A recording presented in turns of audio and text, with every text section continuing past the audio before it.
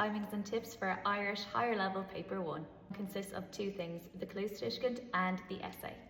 This paper is nice because you don't have to worry about timing. Always start off with the listening comprehension, which will take roughly about 20 to 25 minutes. My biggest tip for the listening comprehension while the examiner is getting the audio file ready, get a highlighter and highlight all the question words. I recommend a highlighter over a red pen, it really stands out. As we know, you get to hear the listening comprehension twice. On the first listen, what I recommend is trying to write down as much as possible. Don't worry about them being full sentences.